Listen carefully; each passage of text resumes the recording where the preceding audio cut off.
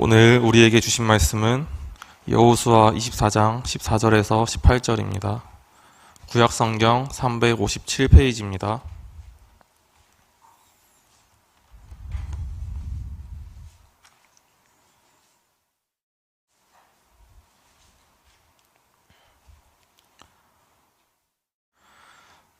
그러므로 이제는 여호와를 경외하며 온전함과 진실함으로 그를 섬기라.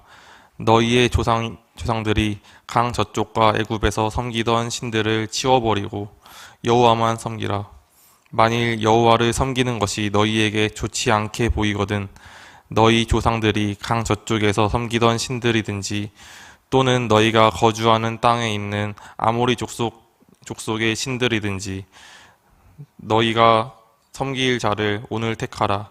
오직 나와 내 집은 여호와를 섬기겠노라 하니 백성이 대답하여 이르되 우리가 결단코 여호와를 버리고 다른 신들을 섬기기를 하지 아니하오리니 이는 우리 하나님 여호와께서 친히 우리와 우리 조상들을 인도하여 애굽 땅 종되었던 집에서 올라오게 하시고 우리 목전에서 그 큰 이적들을 행하시고 우리가 행한 모든 길과 우리가 지나온 모든 백성 중에서 우리를 보호하셨음이며 여호와께서 또 모든 백성들과 이 땅에 거주하던 아모리 족속을 우리 앞에서 쫓아내셨음이라.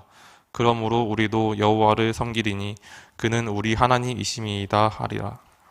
네. 이 새벽에 우리 귀한 청년들이 나와서 특송하고 그리고 예배를 드리고 있는데 너무 아름답지 않습니까? 예, 격려의 박수를 한 번 더 하도록 하겠습니다. 감사합니다. 우리 청년의 때에 이 새벽에 일찍 일어나는 거 참 쉬운 일이 아닙니다. 그죠? 그런데 교회에서 잠을 잤다는 소문이 있던데 맞습니까? 예. 몇몇 청년들은 못 일어날 것 같아가지고 교회에서 잠을 자고 그렇게 귀한 예배를 섬기러 왔는데 너무 감사를 드립니다. 이번 여름 행사에 대한 기대감이 아주 큽니다. 왜냐하면 이번 여름 행사는 기도로 열심히 준비하고 있기 때문입니다. 저는 우리 영광교회가 지금까지 매년 여름 행사를 위해서 기도로 준비하는 이 모습 정말로 하나님이 기뻐하시는 믿음의 모습입니다.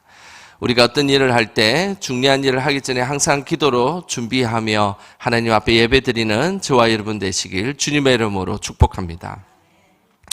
여러분 행사를 위한 특별 새벽 기도 다음 세대 여호수아처럼이라는 주제로 이제 5일 동안 말씀을 전했는데 월요일은 강하고 담대한 다음 세대, 그리고 화요일은 이제 거룩하고 순결한 다음 세대라는 주제로 말씀을 전했고, 그리고 수요일은 우리의 그 두려움을 무너뜨리는 다음 세대, 그리고 어제는 죄를 이기는 다음 세대라는 주제로 말씀을 전했습니다. 자, 오늘은 마지막으로 오직 하나님만 섬기는 다음 세대라는 주제로 말씀을 함께 나눠보려고 합니다. 우리 인생은 수많은 선택 가운데 있습니다. 매 순간마다 어떤 것을 선택하고 결정해야 되는 것이 우리의 인생입니다. 그런데 중요한 것은 그 선택을 우리가 어떻게 하느냐에 따라서 우리의 인생이 바뀌기도 하고, 그렇기 때문에 이 선택이라는 것은 매우 신중하고, 특별히 믿음의 사람에게는 이 선택은 단순한 우리의 그냥 인간적인 선택이 아니라 그곳에 믿음을 더하고 그곳에 하나님의 은혜를 더하는 선택을 하는 것, 이것이 하나님이 기뻐하시는 믿음의 삶입니다. 우리 영광의 모든 우리 성도님들 한 분 한 분마다 항상 믿음의 선택들을 하시기를 주님의 이름으로 축복합니다. 어떤 회사에서 직원을 뽑기 위해 시험 문제를 냈습니다. 요즘에는 이것을 인적성 검사다라고 이야기를 합니다. 단순한 이 지식을 물어보는 그런 시험이 아니고 종합적 사고를 물어보는 시험이 나옵니다. 아마 우리 청년들 중에서도 이 인적성 검사에는 아마 시험을 준비하고 있을 줄 압니다. 저도 예전에 그 박문각이라는 출판사에서 요청이 있어가지고 인적성 검사 원고를 직접 집필한 적이 있습니다. 이런 시험 문제가 나왔습니다. 한번 잘 들어보시기 바랍니다. 합격할 수 있을지 우리 청년들도 잘 듣고 우리 작년 어른들도 잘 들어보시기 바랍니다. 문제는 이런 내용입니다. 당신은 거센 폭우가 내리는 밤길을 운전하고 있습니다. 마침 버스 정류장을 지나치는데 세 사람이 버스를 기다리고 있습니다. 한 사람은 죽어가고 있는 듯한 할머니, 또 한 사람은 당신의 생명을 구해준 저기 있었던 의사, 그리고 마지막 한 사람은 당신이 꿈에 그리던 이상형. 자, 할머니와 의사와 이상형이 버스를 기다리고 있습니다. 조건이 있습니다. 이 세 사람 중에서 한 사람만 차에 태울 수가 있습니다. 어떤 사람을 태울지 선택하십시오. 이것이 이제 문제입니다. 여러분 같으면 어떤 사람을 태우겠습니까? 우리 청년들은 할머니와 의사와 그리고 이상형이 기다리고 있는데 어떤 사람을 태울 수 있겠습니까? 아마 각자의 생각들이 있을 겁니다. 그런데 대부분의 사람들은 이 문제에서 죽어가는 할머니를 태운다라는 것을 답변합니다. 그런데 이렇게 선택하면 회사에 입사할 수가 없습니다. 떨어졌습니다. 왜냐하면 모든 사람들이 생각하는 것처럼 그런 결정을 내리는 것, 똑같은 생각을 갖고 결정을 내리면 우리 회사에는 그런 사람이 필요하지 않다라고 결정을 하기 때문입니다. 그런데 최종 합격을 했던 몇몇 사람들이 썼던 답변이 있습니다. 정답은 아니지만 합격했던 답변을 제가 한번 알려드리겠습니다. 의사 선생님께 제 차의 열쇠를 드리죠. 할머니를 병원으로 모셔다 드리도록. 그리고 난 이상형과 함께 버스를 기다릴 겁니다. 이것이 합격자의 답변입니다. 우리 성도님들도 다 합격하셨습니까? 우리 청년들도 합격했어요? 네. 우리가 어떤 일들을 할 때 이런 많은 생각들을 할 때 새로운 생각들을 하고 그리고 재치 있는 생각들을 하고 또 올바른 선택을 하는 것, 이것은 참으로 중요한 일입니다. 오늘 이 회사에 합격했던 이 합격자의 대답은 모두가 만족시킬 수 있는 그 세 사람 중에 한 사람을 택하지만 그래도 생각을 좀 바꾸어서 세 사람 모두를 만족시킬 수 있는 그런 선택을 하게 되는 것. 이것이 이 땅에 사람들의 지혜 있는 모습이라고 이야기하고 있는 것이죠. 믿음의 사람들도 마찬가지입니다. 우리는 수많은 선택의 기로에 서 있습니다. 이것을 선택할까? 저것을 선택할까? 오늘 이 새벽에도 아마 영상으로 예배를 드릴까? 그냥 예배당에 올까? 아니면 그냥 잘까? 아마 많은 선택들 가운데서 오늘 이 자리에 온 것 같습니다. 하지만은 믿음의 사람들은 그 선택 가운데 믿음을 더해야 하는 것입니다. 자신의 지식과 상황보다 그 선택에 믿음을 더할 때 하나님이 기뻐하시는 삶을 살아가게 될 수 있다는 것이죠. 저는 우리 영광교회 모든 성도님들이 선택의 순간에 꼭 하나님을 기억하고 믿음을 기억해서 그 선택에 믿음을 더하고 하나님의 은혜를 더하시기를 주님의 이름으로 축복합니다. 오늘 본문은 여호수아가 자신의 인생을 마무리하면서 죽음 직전에 이스라엘 백성들에게 한 마지막 고별 설교의 말씀입니다. 이 여호수아서 이제 끝부분에 22장은 동편 쪽에 있는 그 성도들을 위해서 설교하고 그리고 이제 23장에는 이스라엘의 지도자를 위해서 설교하고 그리고 마지막 여호수아의 24장에는 이제 최종적으로 모든 이스라엘 백성들을 향해서 설교하는 그 본문의 내용이 24장의 내용입니다.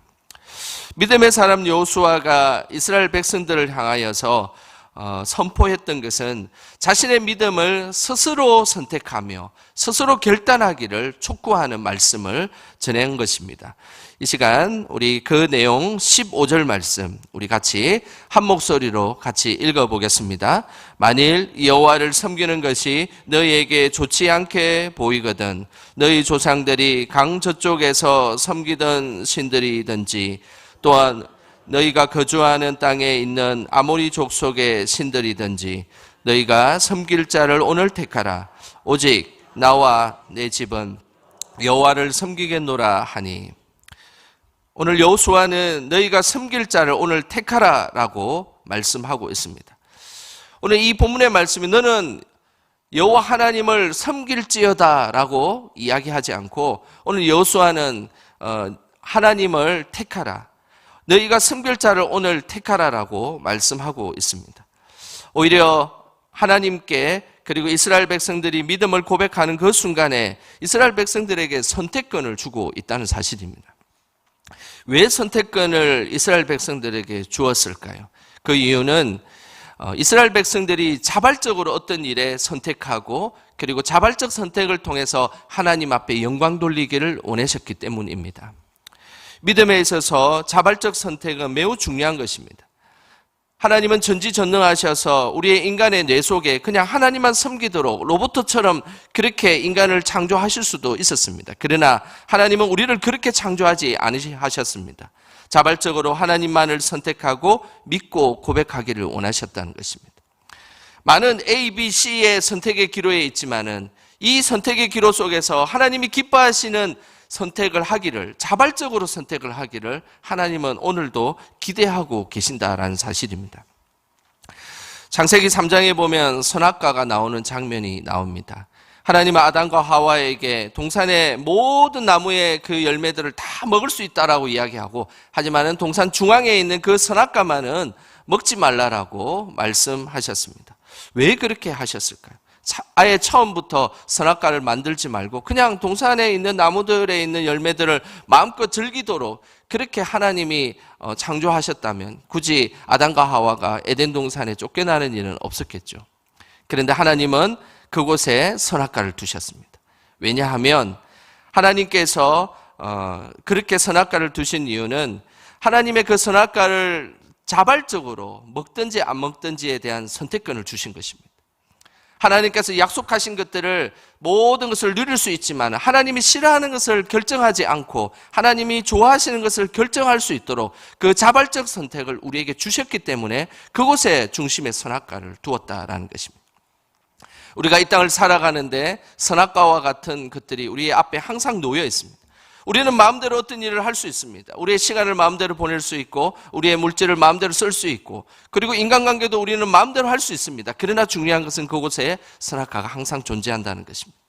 하나님이 싫어하는 그 선악과가 존재하기 때문에 내가 스스로 하나님이 싫어하기에 선악과를 먹지 않고 선악과를 따먹지 않고 오히려 하나님께서 기뻐하시는 선택으로 나아가기를 하나님은 오늘도 기대하고 계신다는 것입니다. 이것이 자발적 선택의 믿음의 모습입니다. 하나님은 우리가 매 순간마다 이 자발적 선택을 통하여서 하나님이 기뻐하시는 믿음의 삶을 살기를 오늘도 기대하고 계신다는 것입니다. 이스라엘 백성에게 여호수아는 하나님만 선택할 것을 촉구하였습니다. 하나님만 섬길 것을 촉구하는 이 자리는 어떤 자리였을까요? 그 자리를 오늘 1절에 이렇게 말씀하고 있습니다. 우리 1절 말씀 같이 함께 읽겠습니다. 여호수아가 이스라엘 모든 지파를 세겜에 모으고 이스라엘 장로들과 그들의 수령들과 재판장들과 관리들을 부르매 그들이 하나님 앞에 나와 선지라. 여호수아가 말년이 되어서 이스라엘 백성들을 모으고 하나님 말을 선택하며 촉구했던 이 장소는 세겜이라는 장소입니다. 세겜이라는 장소는 이스라엘의 매우 중요한 장소입니다. 아브라함이 처음에 가나안 땅에 도착했을 때 처음으로 하나님 앞에 예배를 드렸던 장소가 세겜이라는 장소입니다. 그래서 아브라함은 많은 선택지 가운데서도 그곳에 세겜이라는 곳을 선택해서 내가 많은 일들을 할 수 있었지만 먼저 하나님께 예배드리는 선택을 했던 아름다운 장소입니다. 그리고 이 세겜이라는 장소는 야곱이 하나님께 우상을 버리고 하나님 앞에서 온전히 섬기겠다라고 결단했던 곳입니다. 야곱이 라반의 집에서 생활하다가 이제 돌아올 그때에 드라빔이라는 우상을 가지고 왔습니다. 그때에 이것이 하나님이 싫어하는 일임을 알고 드라빔을 없애고 그리고 그곳에서 하나님 앞에 내가 하나님만을 온전히 섬기겠다라고 결단한 것이 바로 세겜이라는 장소입니다. 그래서 이 세겜이라는 이 장소는 내가 하나님 앞에 많은 바쁜 일이 있을지라도 그래도 하나님께 예배드리는 것이 소중한 곳입니다라고 결단했던 장소입니다.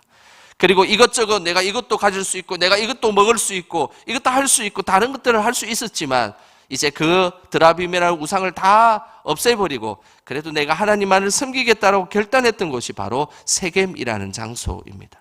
오늘 여호수아는 이 세겜이라는 장소에서 하나님 앞에서 너희들이 결단하여라. 너희가 다른 많은 선택에 많은 것들이 있지만 그 속에서 하나님이 기뻐하시는 일을 결단할 것을 촉구하고 있는 말씀입니다. 그런데 오늘 이 본문의 말씀에는 더 중요한 의미가 담겨 있습니다.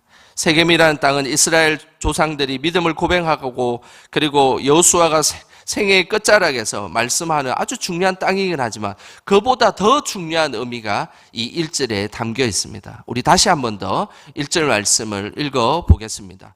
여호수아가 이스라엘 모든 지파를 세겜에 모으고 이스라엘 장로들과 그들의 수령들과 재판장들과 서기 관리들을 부르매 그들이 하나님 앞에 나와 선지라. 오늘 이 1절의 맨 마지막의 말씀을 잘 보면 누구 앞에 서 있다라고 말씀하고 있습니까? 하나님 앞에 서 있다 말씀하고 있습니다. 이들이 이 땅을 살아가는 이 장소, 세겜이라는 장소에서 내가 여호수아의 설교를 듣기 위해 이곳에 왔고, 그리고 하나님께 결단하는 자리이긴 하지만 이 자리는 누구 앞에 서 있다고요? 하나님 앞에 서 있는 장소다라고 분명하게 말씀하고 있습니다. 그들이 하나님 앞에 나와 선지라. 그들은 살아계신 하나님 앞에 자신의 삶의 실존을 던지며 그곳에 하나님 앞에 서 있었다라고 고백하고 있는 것입니다. 이들은 지금의 눈에 보이는 세겜 땅에 서 있고 여호수아 앞에 서 있는 것이 아닙니다. 오늘 성경은 하나님 앞에 서 있다라고 말씀하고 있습니다. 이 모습이 바로 진정한 신앙인의 모습입니다. 내가 이 땅을 살아가는 그 장소마다 그곳은 하나님 앞에 선 장소요, 하나님 앞에 있는 장소다고 고백하는 것, 이것이 믿음의 사람의 모습입니다. 이 장소가 예배의 장소이긴 하지만 이 장소는 바로 하나님 앞에 서 있는 장소입니다. 내가 이 땅을 살아가는 우리의 삶의 자리, 내가 일하는 일터이기도 하고 내가 공부하는 학교이기도 하고 내가 다니는 어떤 직장이기도 하지만 그 장소는 바로 누구의 앞에 서 있는 장소냐면 하나님 앞에 서 있는 장소라는 사실입니다. 우리의 가정 안에 있지만은 우리가 마음대로 지낼 수 있는 편안한 가정이지만 그러나 그것도 바로 하나님 앞에 서 있는 장소임을 우리가 믿음으로 고백할 때 우리가 하나님 앞에 기뻐 받으시는 믿음의 모습으로 살아갈 수가 있는 것입니다. 우리가 믿음 안에 선택을 할 수 있는 것은 바로 그 믿음이 있기 때문에 가능한 것입니다. 내가 이 순간에 이것도 선택할 수 있고 저것도 선택할 수 있고 내 하고 싶은 대로 다 할 수 있고 또 어떨 때는 나의 감정적으로 선택할 수 있고 그리고 내가 좋아하는 것으로 나의 쾌락을 위해 선택할 수 있지만 그 장소에 하나님이 함께하고 계시고 그 장소에 내가 하나님 앞에 서 있다는 그 믿음이 있다면 그 사람은 하나님이 기뻐하시는 선택의 길로 나아갈 수가 있게 된다는 사실입니다. 러시아가 공산화가 되었을 때 모든 교회가 폐쇄당하고 예배가 금지되었습니다. 지하에서 예배를 드리는 성도들에게 비밀 경찰들이 항상 찾아와서 성도들의 숫자를 조사하고 그리고 특정 성도들을 비밀 경찰들이 다 잡아가 버렸습니다. 그때 비밀 경찰들이 가장 힘들어했던 것이 있습니다. 그것은 성도들의 숫자가 맞지 않았기 때문입니다. 각 교회마다 동일하게 몇 명이냐고 물어보면 그 조사를 하고 난 뒤에 보면 항상 한 명이 비는 것이었습니다.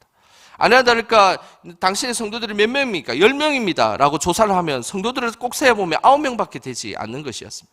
그런데 이 교회만 그런 것이 아니라 저 교회 가도 그렇고 저 교회 가도 그렇고 자꾸 한 명이 이렇게 비는 것이었습니다.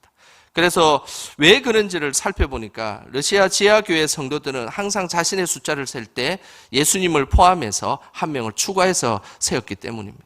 그래서 항상 자신이 행사를 준비할 때도 9명이 준비하지만 그러나 10명분을 항상 준비하였고 항상 어떤 일을 할 때 무슨 일들을 하고 나면 그것에 준비하는 그곳에 무슨 일을 할 때마다 항상 한 명을 추가해서 그것을 성도라고 생각하고 그렇게 살아왔다는 것입니다.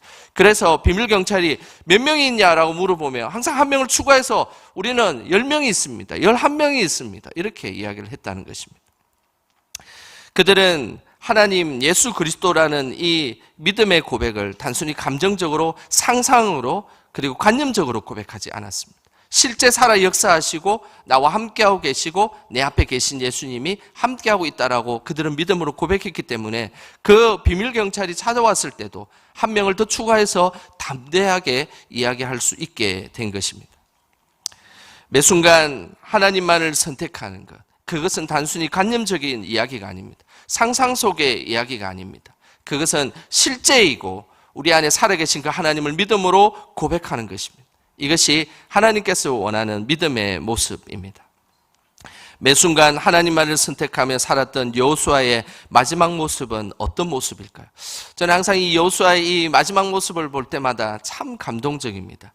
29절에 그 내용이 나옵니다. 우리 29절 말씀 같이 함께 읽어보겠습니다.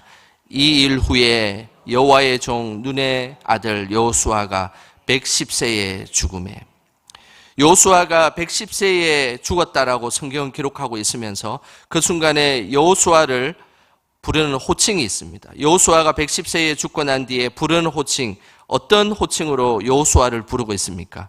여호와의 종 여호수아라고 말씀하고 있습니다. 여호수아서 1장 1절에 보면 여호수아를 소개했던, 제가 월요일에 말씀을 전했는데 그 소개했던 그 여호수아의 호칭은 모세의 수종자다, 모세의 하인이다, 모세의 하수인이다라는 표현에 모세의 수종자 여호수아라고 여호수아 1장 1절에는 여호수아를 그렇게 소개하고 있습니다. 그런데 맨 마지막에 여호수아 24장에 이제 여호수아가 110세에 죽었을 그때에 그 순간에는 이제 성경에는 그 호칭을 다르게 합니다. 여호와의 종 여호수아라고 호칭을 달리 부르게 되어 있습니다.